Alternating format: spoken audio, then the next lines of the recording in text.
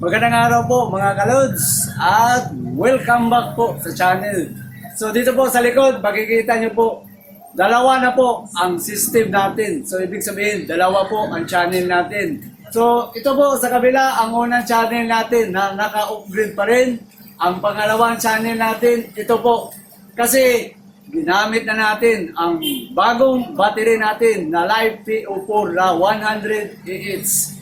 So sa 100 AH po na battery natin, ginamit natin dito sa Samdun. Tapos yung luma natin na gel type battery, dito natin inilagay sa pangalawang channel na natin. Ang gamit natin dito yung P2 na power inverter. Pero ang controller niya sa charge controller ay yung LED natin na 600 watts. Sa channel 1 natin, nakasamdun po ang power inverter at saka po ang charge controller. So, dito po sa bagong setup natin, nakasipalit na po. Dito po sa Samdun, dito po ginamit ko ang solar power dito sa bahay ko po inilagay sa Samdun. Itong pangalawa dito, ginamit ko para dito sa computer shop natin, sa lighting, sa ceiling fan, at sa iba pa po. Pero may limit kasi nasa 500 watts lang ang power inverter natin na P2. Tapos itong Samdun natin, 1 kilowatt. So para mas makita nyo po mga lods, yung paglalagay natin sa battery, ipapalapit ko na lang po ang video.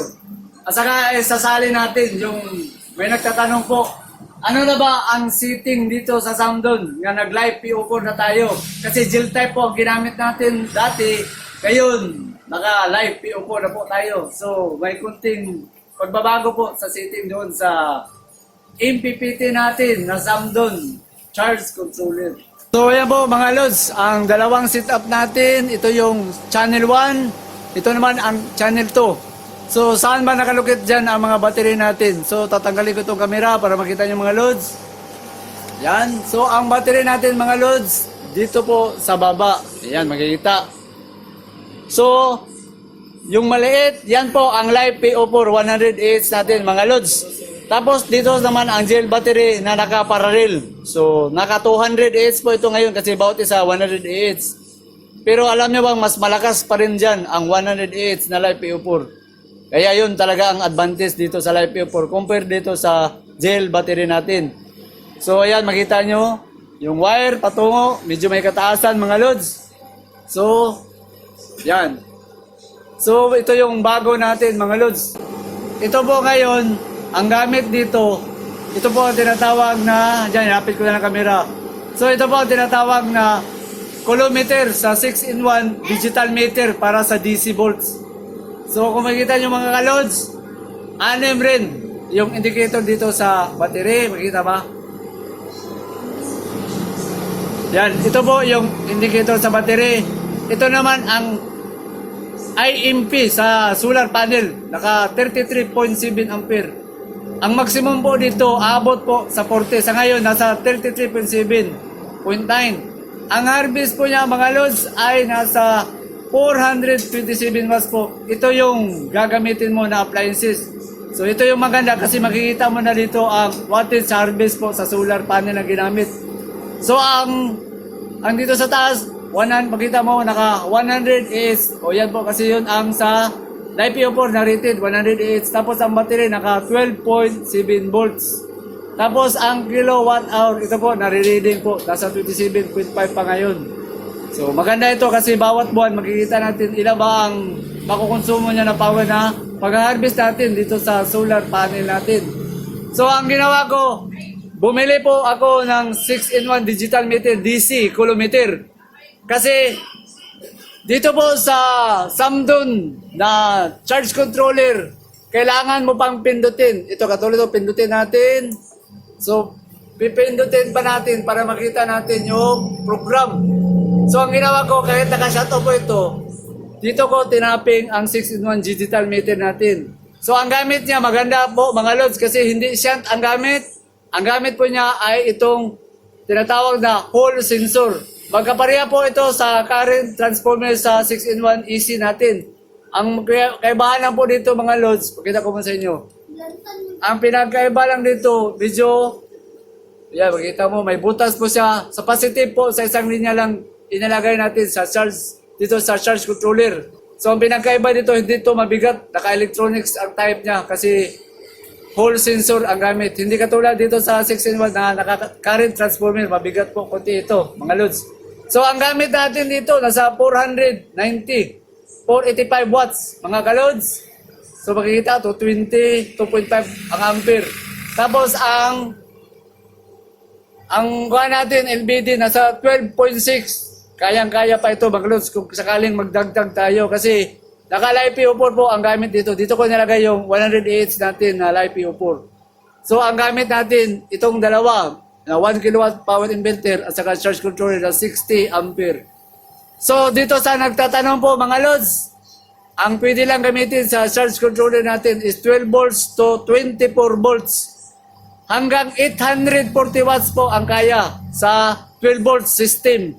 Kung mag 24 volts po ang gamit mo, aabot po siya sa 1,680. Mataas po ang rate dito. Kaya kung sakaling mag 24 tayo, 1,600 watts po na solar panel ang kakayanin po sa ganitong klase na 60 ampere na ECC Zamdun. So yan po mga lods. Tapos sa kabila, pakita ko lang sa kabila, ito yung pito natin. Nilagay ko na ang exhaust fan para hindi siya madaling uminit sakaling mataas na load ang gamitin ko. Naka 500 watts lang. So ginamit ko na rin ito. Yung mga lighting at ceiling fan po dito sa computer shop. Saka dalawang computer lang kaya niya kasi nasa 400 watts lang ang gamit natin. Dito sa 400 watts, palapit ko pa. Ang nagamit niya nasa kita ba 15 ampere mga lods. Ang IMP, ikakarga niya sa battery gel type natin. Ayan, makikita. Tapos, naka 52 Celsius ang init po niya. So, kaya lang ito kasi nasa 400 watts lang. Ang solar panel ang ginamit natin. Tapos dito sa baba, ayun, napaka-basic. So, sasabihin ko muna sa inyo, kung sa mga kalods natin, saan ba mas maganda? Dito sa channel 1 o dito sa channel 2? So, sa mga baguhan po na nag-DIY po sa mga solar, mas bagay po kayo dito. Mas madali po itapping. Wala ka nang isisetting na parameter kung ganito na klase. Na ganyan na charge, yan na power inverter. So just plug and play ka na lang. Tapos dito sa LJoy, napakadali lang mga lods. Wala kang gagawin sa LJoy, napakadali lang. Ang nandito po sa LJoy natin ay HBD protection lang mga lods. Wala itong LBD protection. Kaya kailangan bumili po kayo ng LBD module. Ito, katulad nito. Dito ko po inalagay ang LBD module natin. So ito yung protection sa LBD. Ang mga LJoy hanggang HBD lang ang protection. Yung high voltage disconnect. Tapos madali lang isitin mga lods ang protection dito sa HBD sa LJoy. Pakita ko muna sa inyo. So dito mo lang ipindot. Yan, nakalagay po dito ay seat voltage. So, nakasiting sa gusto mong, yan, nakalagay po ang setting. Kung gusto mong babaan, yan. Kung babaan mo dito. Kung taasan mo sa taas, kamang pindot. Yan. So, ang setting po na ginamit ko dito is 13.6 po ang float voltage. So, hindi ko siya sinagad sa 13.8. Para haba pa ang buhay sa gel type battery natin mga lods.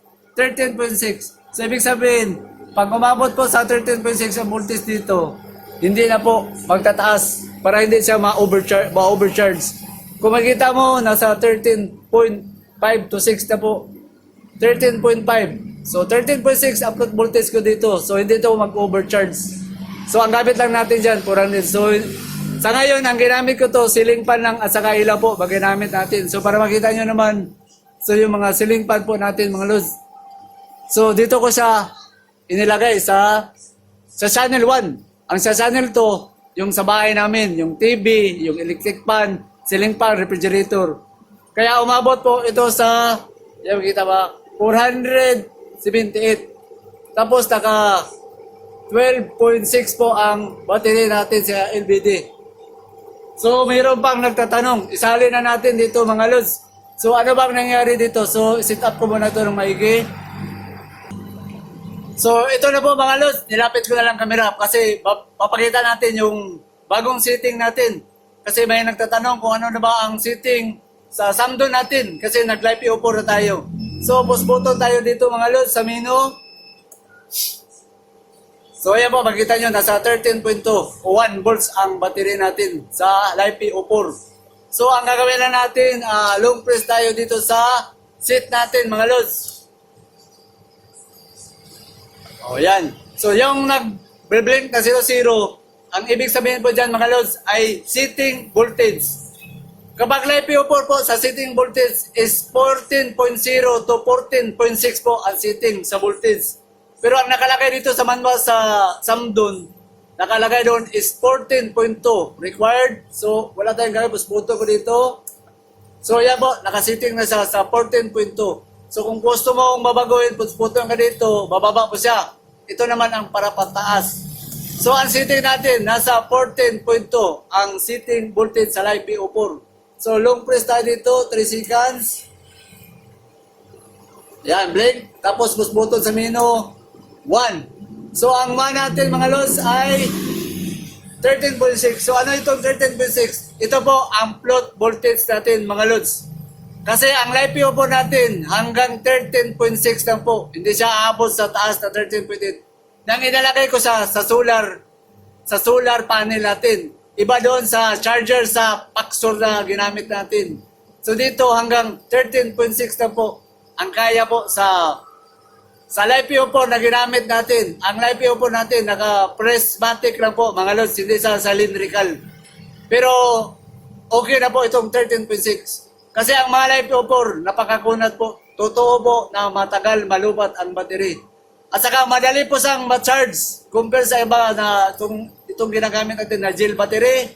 Mas maganda po talaga gamitin ang live PO4 mga lods kasi makunat po ang live PO4.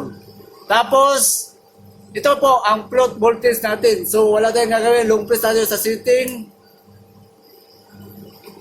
Yan, blink 1. So 2 tayo. Dito tayo sa menu 2. So ang 2 natin mga lods ay ito po ang sa LBD. O, i-click natin LBD.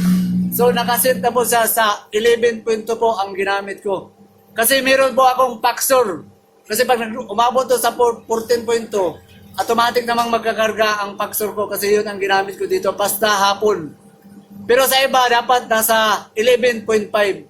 Pero, ang live po, sinubukan ko, umabot po talaga sa 10 volts bago mag-cut off ang live po na ginamit natin. So, para tataas pa po ang buhay sa battery natin. Sa live PO4, hindi natin pwedeng isagad sa 10 volts. So, ang ginawa ko, 11.2 lang ang ginamit ko. Kasi meron naman akong Paxor na kapag naglupat sa 11.2 ito, may Paxor bagong automatic na magkarga. Mamaya, papakita ko po sa inyo yung Paxor natin. So, ang gamit ko, 11.2. Kung wala kayong charger na Paxor, 11.5 mga lods, para tataas po ang buhay sa live PO4 na battery. So, save tayo po ito, ang 11.2. Tapos, long press na tayo. So, number 3 tayo. Ang number 3 natin, ito po ang voltage recovery. Ang voltage recovery na ginamit ko ay 13 volts, mga load, dito sa recovery. So, long press tayo. Tapos, number 4 na tayo. Ang number 4 natin ay high voltage protection. Nasa 14.2 lang po ang nilagay ko. Pero kung tutusin, hindi po siya aabot dito. So, nilagay ko na lang yung sa default na nakasitin dito sa manual sa Samdon natin. So, long press. Tapos, number 5 na tayo. Ang number 5 natin, ito ang high voltage recovery. So, 14 volts lang ang nilagay ko. So, sa default setting lang ang ginamit natin dito mga loads. Tapos, ang number 6 natin, ito naman ang load mode setting. So, sa load mode setting, default po ito, 001. Makita po ito sa manual. Ito, madalas ginagamit po ito sa 12 volts sa ilalim. Kung gamitin mo yung 12 volts load output dito. Long press tayo. Number 7. Ang number 7 natin, ito yung setting battery. Sa setting battery, number 1 kung 12 volts. Number 2 kung mag 24 volts ang gamit mo na battery. So balik na tayo sa 1, long press. Okay, number 8 na tayo. Number 8. So ito po yung ID parameter setting. So hindi ko na ginalaw ito kasi para sa default setting na po ito. Tapos long press. So yan, balik na tayo mga lods. Ito na po ang voltahe sa battery. 13.2 volts po ang gamit natin. Dito po, ginamit ko ng LVD module. So depende po sa inyo kung sa power inverter kayo umasa. Pero ako dito po ko sa LVD. Kapag bumaba po ito sa 11.2, kusang magsashut off po. Kasi ang gamit ko dito, tayo rin mismong gumawa. Itong ETS natin na high power relay na gamit. So makita nyo dito, 11.2, yan po ang low voltage disconnect. Dito sa kabila, 1.6, i-add mo dito, 12.2, 12.8, reconnect po, ibig sabihin doon. 11.2 plus 1.6, yun ang reconnect. Tapos ang low voltage disconnect, 11.2, yan po. Ito yung design na gusto natin na dito sa ETS ang nagko-control, LVD. So, depende na po sa inyo kung dito nyo ilagay. Kung dito nyo ilagay, po mga lods, kailangan gagamit ka sa AC. Dito na ilalagay mo sa DIO para magamit mo. Pero ito, hindi ako naglalagay kasi doon tayo umasa sa LVD module. So dahil po, dalawa po ang channel natin, ito yung maganda. Itong Paxo natin, inilagay ko po siya dito sa pangalawa na channel natin. So ibig sabihin, ito po, nakasaksak po yan sa channel natin sa solar. Sa solar to, sa off-grid. Ang ibig sabihin po doon, sinaksak natin siya dito, tapos kinargaan niya po ang battery natin dyan sa baba. Sa live PO4 ko po siya inilagay mga lods. So ikukunin ko tong camera natin para palapit natin. So ayan. Ito ngayon, mga kalods, nagkakarga po ito sa live PO4. Nakasitting sa repair mode. So, ang wiring, makita nyo, yan, nakatapo sa itim na live PO4 natin yan na battery. Naka-direct. Nagsa-charge. Tapos, ang easy charger natin na Baxor, nakasaksak po siya dito sa pangalawa natin na off-grid. So, inilagay ko po dito itong plug-in power watt meter para makita nyo. Kumukonsume lang po siya ng, ayan, makikita, 50 to 33 watts, 76 watts ang ginamit niya. Pero ito, hindi makita ang, pero ito kinunan ko sa current, nasa 7 to 9 ampere po ang karga. Karga po sa live PO4 na battery po dito. Yun ang maganda kasi hindi rin ako nagbabayad ng kuryente kasi naka-solar pa rin ang tapping. Tapos ang setting niya, nasa repair mode. So, pagkita ko po sa inyo na ilipat natin ito sa, kasi ang setting dito nasa repair mode, ilipat natin sa live PO4. So, ilang konsumo pag makita natin dito sa power plug-in watt meter natin. So, gagawin natin, isi-set up muna natin, pero tanggalin natin muna yung isa ng negative. Yan. Tapos, isetting natin siya dito mga lods, ilipat natin siya sa live PO4. Live PO4, tapos ibalik natin. Yan.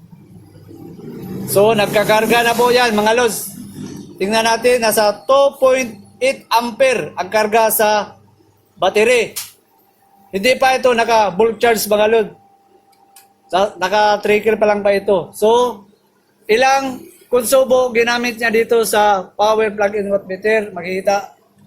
41 watts lang ang gamit niya, mga lods. Tapos, mamaya, pag-abot ng 5 minutes dito, tataas po ang wattage dito pag umabot sa bulk charge. Ang bulk charge dito po, ang bulk charge, so pangalawa pa lang. So pag-aabot ng 5 minutes, tataas po ang karga dito sa current. Ngayon 2.8 ampere. Aabot po ito sa 11.9 to 11.8 ampere na ikakarga niya sa battery. Tapos, pakita ko pa dito mga lods. Yan. So nasa 12.4 ang battery natin. Tapos ang gamit na natin dito is 480 watts po ang gamit natin. So sa bahay po ito, yung sinabi natin na TV, electric fan, refrigerator. Dalawang rep po ang gamit natin dito. Yung isa nandoon po sa sari-sari store kasi yun yung inverter type na refrigerator natin. So ibig sabihin po dito mga lods, kaya pa nating dagdagan kasi 12.4. So para makita po mga lods na kaya-kaya. 100 AH live PO4 ang gamit dito mga lods. So 12.4. subukan nating patakbohin itong isang computer dito sa baba. So wala akong gagawin. Ilipat natin itong plug na Dio. So tanggalin ko siya, Dio. Saksa ko siya dito. Yan. Ito, solar ito mga lods. Papakita ko lang sa inyo na dagdagan pa natin ang load dito. So nasa 475. So i-switch on natin itong pisonet natin. So pisonet, switch on. Yan. Tapos lalagyan natin ng coin dito sa baba. Yan, pakita ko lang sa inyo. Lagyan natin ng coin. Yan. O yan, nag-start ang computer. Tapos, so pakita ko sa inyo. Yan, nag-start po. So ilan na ba ang watts na ginamit natin? So watts natin is 582, 79. O yan po mga lods. 575 watts na ang gamit natin. Nasa 2.9 ampere. Tapos ang battery, 12.3. Kayang-kaya mga lods kasi LiPo4 gamit natin. Tingnan nyo, 12.3. Hindi siya madaling bumaba. Hindi katulad sa gel type, ang dali niyang bumaba. Ang LiPo4, palaban. So tama po talaga sinabi nila na ang LiPo4 makunat. So hindi siya basta bumaba. Ayan, makikita, 12.3 pa rin. Kahit nagdagdag na tayo ng isa pang computer. Ang wattage dito, almost 600 watts na po gamit natin. O yan. Tapos, balik tayo sa 6-in-1 digital limit.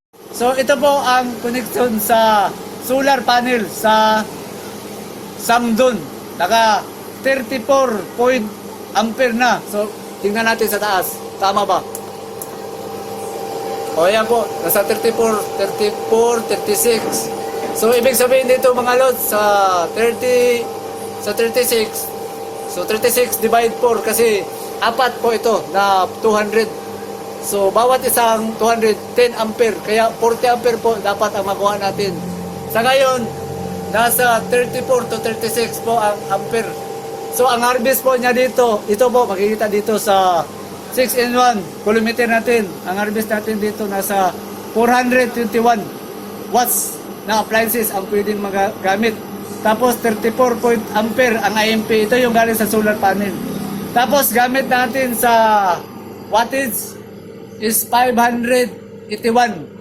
So lagpas pa tayo dito sa ang na-harvest lang niya dito is 420 sa solar panel. Sa 800 watts po nagamit na solar panel. Apat na tig 200 watts.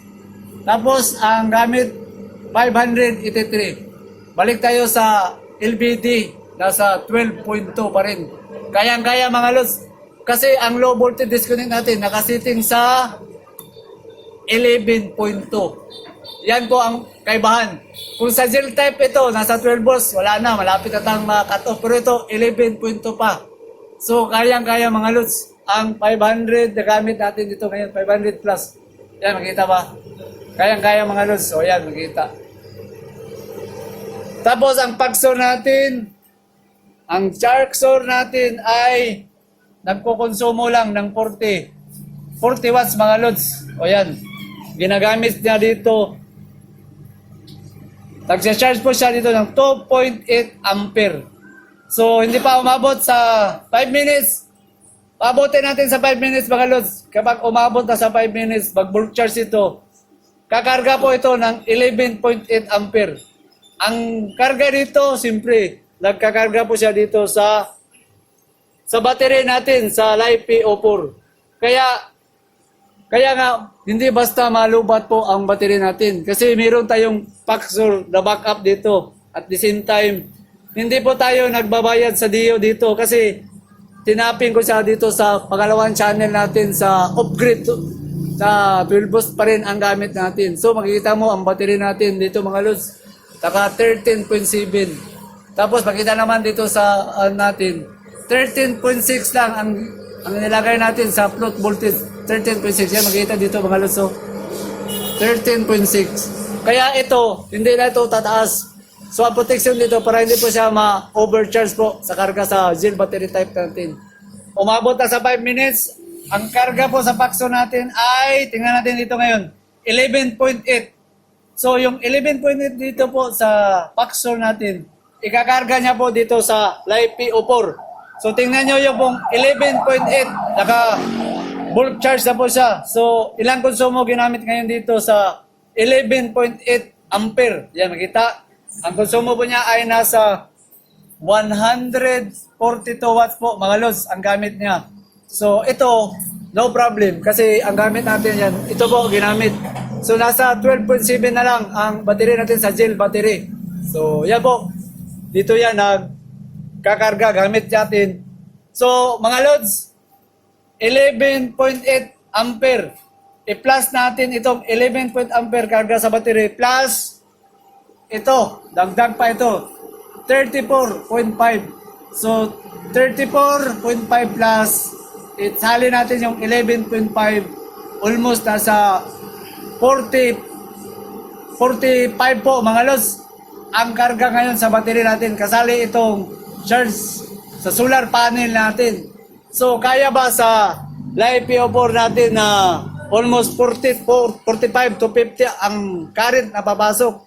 So dito po sa LiPo4, sa battery natin dito, nakalagay po doon po ang max charging current ay aabot po sa 50 ampere.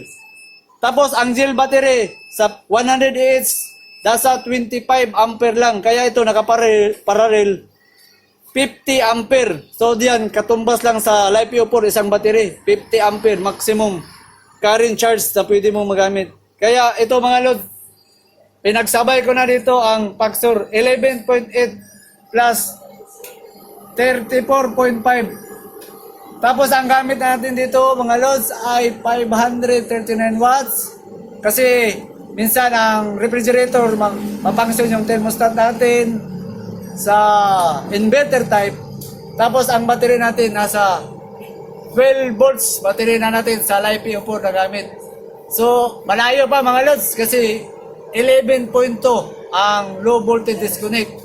So yan, makikita naman, 11.2. O yan. Tapos ang voltahe natin nasa 12 volts. Hindi po ito madaling malubat mga lods kasi nag-back up tayo ng factor dito na ginamit natin, 11.7 ampere. Kaya yun po ang sinabi natin na malaking tulong po itong factor natin. Kasi kumakarga po ng battery doon sa baba, sabay itong charge controller natin na MPPT. So sa mga kalods natin, kung may gusto po kayong itanong dito sa bagong setup na dalawang channel natin, pag-comment po doon sa baba mga lods. Tapos sa mga gustong magtanong dito sa setup natin, kung baguhan po kayo sa solar power po, mas maganda dito kayo sa channel to. Itong channel 1 natin, mabuti lang ito kapag naka-experience na kayong gumamit kasi marami pong setting parameters po ang gagawin mo dito sa ganitong klase sa Samdon. Hindi katulad dito sa kabila na hindi mo na kailangan mag-setting. Just plug and play ka na lang mga lods. So bago po tayo magpaalam, gusto ko muna pong magpapasalamat sa bagong new member, joint sponsor natin, si Ri Valdez Lods. Maraming salamat sa joint member sponsor. At saka ang mga rejoin sponsor natin, si Benji De La Torre, saka si Rodel Dagohoy, si Don Kamote, at saka ang huli natin si Ronald Buhay Grab Driver. Thank you mga lods sa joint sponsor. At saka ito pa, shoutout natin yung gustong magpapa-shoutout po sa channel natin, si Michael Monte Hermoso from Zambales. Ito pa si Virgilio B. Mila. Shoutout pa natin si Ariel Labasan, si Joel Bergasa sa join member. Sponsor po natin sa Share Your Blessing. Thank you Lods, Joel Bergasa. Saka ito pa si Aldemir Kimada from Iligan City, Boroon. Oy Lods, pahing adlaw ni mo das Boroon. Unahan na ng inyo dere Lods sa Mua, dere sa Ubaldo, Laya. Ito pa si Dante Kalina from Riyadh, KSA. Oy Lods, ang layo mo. Kunting ingat po sa trabaho dyan. Ito pa si Ira Salvador from BGC, Taguig City. Lods, magandang araw po dyan sa inyo sa Taguig City. At saka, ang huli natin si Edgardo Senior de los Santos from Kamanga, Subic, Zambales. Oy, Lods, magandang araw po dyan sa inyo sa Zambales. So sa mga kalodi natin na hindi pa po naka-share, nakapag-subscribe, paki-subscribe po para palagi po kayong updated po sa channel natin. At saka paki-post button bell na rin. At saka huwag nyo na rin kalimutan po mag-like at i-share po ang channel natin para marami pa pong matuto. At saka maraming salamat po sa palagi yung panonood po dito sa channel natin.